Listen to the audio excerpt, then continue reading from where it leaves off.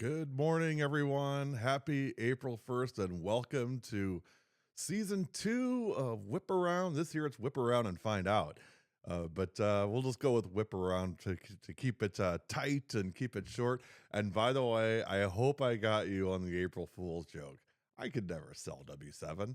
Number one, I don't have a buyer. So that makes it easy. Number two, I just could never do it. That makes it even easier. I could not imagine somebody else owning this mission, this passion, this sometimes frustrating, but most times gratifying thing that I do, and I could never do that. So you're stuck with me, but I hope maybe we got your heart beating this morning a little bit. Well, let's get into talking about softball. There was a lot of stuff last night. Now you got to forgive me. I'm going to be reading mostly, so I know it's kind of rude to be looking down and reading, but I don't have it memorized, and I haven't put the money together for a teleprompter, and I don't know. It it feels a little cheesy to do it that way. I'd rather just read it, and maybe I'll do that in the future. But for right now, we're just going to read through what we got, and we have a lot to talk about today. This is our first podcast of the 2026 season. We're just doing today, and then we'll be back on Monday with the weekend and holidays and stuff. A lot of folks are off. We'll do a weekend show on Monday, recapping anything that happened from Wednesday through Friday. And then starting Monday, it'll be every day going forward. So season two is officially underway. And if last night told us anything at all, it's that this season's going to have a little bit of everything. Close games, big innings, and performances that in some cases already feel mid-season. So let's get into it. Let's start with Mosinee. And they're down south this week, enjoying the sun, but playing hard down there. This game that they had was against North Laurel, which I believe would be New Jersey. They defeated North Laurel 5-4, but they had to win the game 3 different times. They jumped out early. Brooklyn Simonis and Ava Bussey helped them take a 2-0 lead, and then North Laurel responds, ties it in the third, takes the lead in the fourth, and now Mosinee is chasing. Addison Henrik ties it in the fifth, but then in the seventh, North Laurel scores again. It's 4-3, bottom of the seventh, and look who's going to come through. That's Peyton Jershely.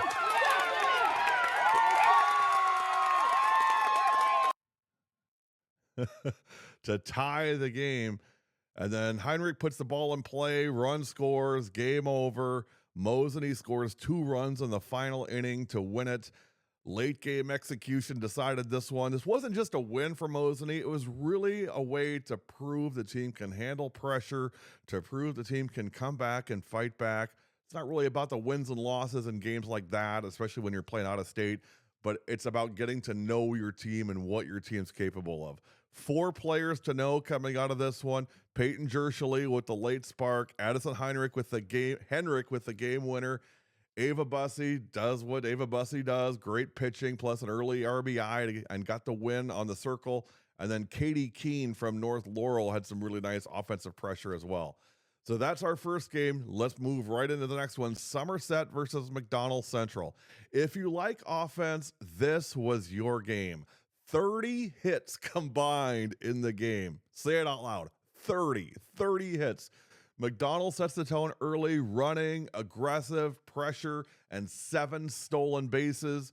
Riley Christensen leads it for McDonell. She had 3 hits, including a home run, but Somerset never let it slip. They answered every single time. They scored Somerset in 4 different innings, and they close it with late runs in the 6th and 7th.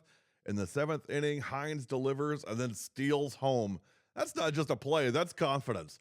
4 players to know from that game. Final score 12-10 Somerset. Hines from Somerset, game-changing aggression. Kading from Somerset closed it out. Riley Christensen from McDonell Central, 3 hits and a home run. And Claire Ruff from McDonell Central, consistent production. 12-10 Somerset over McDonell Central. What about West Salem versus La Crosse Central? West Salem 11, La Crosse Central 0. This one didn't take long. And here's a name you may hear over the next couple of minutes. How about Josie Brudos? Let's start with a triple to right. Here she comes.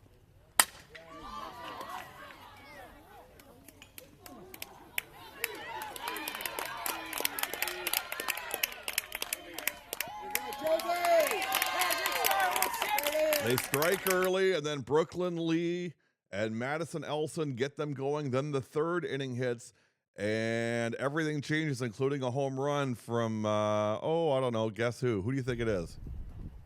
Josie Brudos.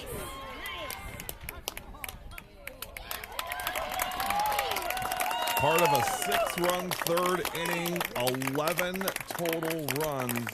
They win 11-0 on the run rule. Home run, Josie Brudos. And then, how about something different? How about, I don't know,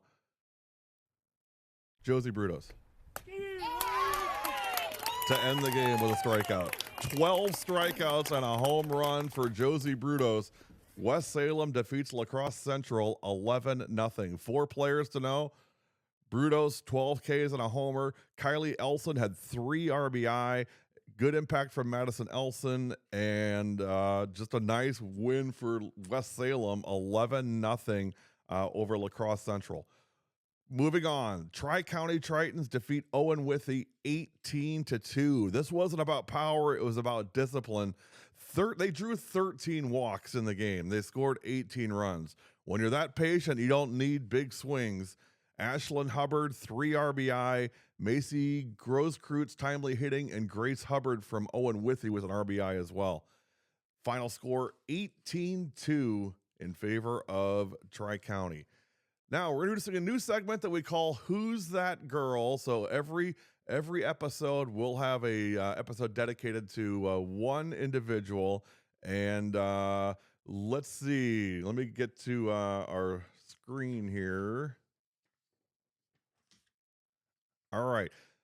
Who's That Girl plays for Fox Valley Lutheran. They were actually on W7 last night taking on Menasha, and we've got lots of highlights. Here we go. Menasha at Fox Valley Lutheran. Season opener for Menasha and the home opener for FVL on their new field turf this season. FVL comes in already 1-0 after a 9-0 win over Catholic Memorial, where Madison Babcock threw a no-hitter, and guess what? She's not done yet. First inning, Babcock strikes out the side. Menasha anything to get a hit. Second inning, more of the same. Striking out the side is Madison Babcock. Are you sensing a theme here? Yeah, there is one. Go to the bottom of the second, still no score. Reed Dalkey with a big double all the way to the wall. Now second and third, and freshman Kinley Peterson at the plate. Goes down on strikes to end the threat. We head to the third, and guess what? Babcock strikes out the side again. Now bottom of the third. Every time to give Madison a break, another strikeout. Every time to give her a break, she's working hard. Now she'll go to the plate and drives one deep to left, and that ball is gone. Solo home run for Madison Babcock. She strikes him out. She drives it in. It's 1-0. There was no doubt on that one. I was there. Trust me, that baby was down. 1-0 FVL. Fast forward to the fifth. Here's Kinley Peterson, first career varsity hit. And yeah, that's one you remember. Then up comes Claire Frang, putting pressure on the defense. He forces a rush throw at second. And now it's first and second. Nobody out. Guess who's down? Madison Babcock. RBI single to left. Drives in 2 runs. And just like that, it's 4-0. Fox Valley Lutheran. Another base hit. Driving another run. Babcock, 19 strikeouts. He allowed just 1 hit, and there it is right there, a complete game shutout and a home run at the plate. That's not just dominant. That's control too. Another strikeout. the highlights of strikeouts. Madison Babcock, who's that girl today? Caught up with Madison after the game to get her thoughts on this season. Is it fair to say the theme this year is unfinished business? Is that what you guys are thinking? Yeah, for sure. I mean, we've been talking about it ever since last year, so we're back and ready to take it. Yeah. Well, they are back, and it is unfinished business. That's what it's all about this year for Fox Valley Lutheran. I'm not sure if they got the T-shirts made yet, but if you want a theme, there it is. They went 26-1 last year, lost in the sectional semifinals to eventual state champion Denmark. And I think that game has stuck with these girls. There's, again, a lot of motivation. Now they're in the Bay Conference. They moved from the Northeastern Conference, which they won last year, to the Bay Conference, playing against Menasha, who is last year's Bay Conference champion. Are you sensing maybe a rivalry was born last night? I feel like it was. All right, congratulations, Madison Babcock. Who's that girl in a 4-0 FVL win over Menasha? Now let's talk about Mishicot. Mishicot took on Oak Park River Forest, and this game flipped instantly. Oak Park had a 6-run first inning. That's the moment. From there, Mishicot was chasing the whole way, but here's what matters. Mishicot has played some really, really good teams this week down south. And the thing about those teams, yes, they're good, but you know what? They play outside all year round. They don't have to go into the gym and play in November, on a gym floor. I mean, they're outside playing, on New Year's Day. We can't do that. It takes us, we don't get that kind of luxury. But here's what I'll tell you. I feel sorry for whoever gets Mishicot next in Wisconsin, because I got a feeling they're coming home from vacation, maybe not super happy. In that game, the final score was I don't have it in front of me, but they did lose by 10. Nevaeh Melchek had early impact. Cooper Bruchode, offensive support as always. But again, for whoever gets to play Mishicot, buckle up. It's gonna be a bumpy ride. By the way, that last hit for FVL in the previous segment was by Olivia Fisher. She got an RBI as well in that game. All right, let's hit a few more on our way out here. Rhinelander defeats Lakeland 10-8. Caden Taylor with a grand slam. That's the swing. Rhinelander puts up 10 and holds late. Caden Taylor with a grand slam. Kendall Vinay consistent at the plate. Layla Kropodowski had 3 hits for Lakeland, and Raina Hella had a home run for Lakeland, but not enough as Rhinelander defeats Lakeland 10-8. What about Bangor and Prairie du Chien? It's a walk-off. Claire Kennedy, 2 home runs for Prairie du Chien and a loss. That's softball. Players to know in this one: Claire Kennedy, 2 homers. Brielle Hoffman had a walk-off. Jade Robinson, 3 hits for Bangor. And Camden Lega, also power for Bangor, getting the win over Prairie du Chien in a close one, 7-6. Okay, the game of the night, if you got to pick one, it's got to be Columbus Catholic against Rib Lake, 12-11. This one had everything. I don't have highlights. There's no video, but sit back and enjoy. Actually, there's a video at the very end, but sit back and enjoy this one. Here it is. Right from the start, you can tell this wasn't going to be a normal game. Rib Lake comes out swinging, puts up a big 3rd inning with 4 runs to get control early, but Columbus Catholic answers immediately. That's the theme all night. Nobody holds momentum for long. Columbus Catholic scored in 5 different innings. Rib Lake answers in multiple big spots, including late innings, middle innings, both teams trading runs, no shutdown innings, no breathing room in this one. It was wall-to-wall action. And then late, Rib Lake puts up 5 runs between the 6th and 7th inning. That's usually enough to win, but not tonight. Columbus Catholic keeps answering. They keep finding ways. They keep putting pressure on. 27 total hits in this game. Constant traffic on the bases. Every inning felt like something was about to happen, and then we go to the final inning. Tie game, energy high, nobody wants to blink. Columbus Catholic puts the ball in play, and here it is.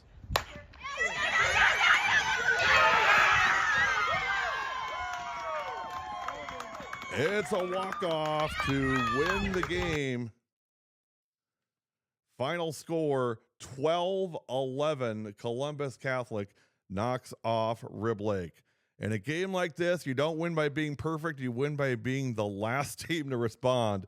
And that's what Columbus Catholic did. By the way, that base hit was from Olivia Becerra, walking it off with an RBI single to clinch the game. That's what makes this game great.